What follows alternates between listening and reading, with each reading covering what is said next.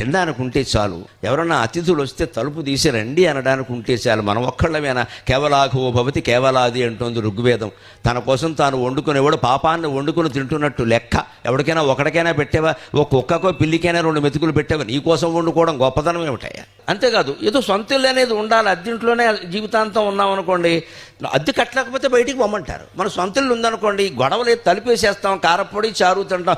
ఏం తిన్నామంటే గారెలు ఆవిళ్ళు వండింది మా ఆవిడ వద్దంటున్నా బ్రేవ్ అంటాం, అంతే అనుకుంటాడు. ఈ దరిద్రాన్ని బయట పెట్టుకోక్కర్లేదు. మన ఇంట్లో మనం ఉన్నాం, ఎవరింటికి వెళ్ళి అదే అద్దెంట్లో ఉన్నాం అనుకోండి, ఏం తింటాడో అద్దె కట్టట్లేదని వాడు ప్రచారం చేస్తాడు. అందుకని సొంత ఇల్లు ఒకటి ఉండాలి. గూడు, గుడిసో, మేడో, మిద్దో ఏదైనా పర్వాలేదు, సొంతం ఒకటి ఉండాలి. 16 అక్కర్లేదు. ఆ పైన ఏముండి పెడచూపులు చూడక మంచి పేరుతో మనుటకున్న చాలు. వ్యధవేష లేకుండా సమాజంలో మంచి పేరు తెచ్చుకుంటే చాలు. మనమా రుజుమార్గము వేడబోకుమా. ఇది చాలదా? ఇంతకంటే ఏం కావాలి?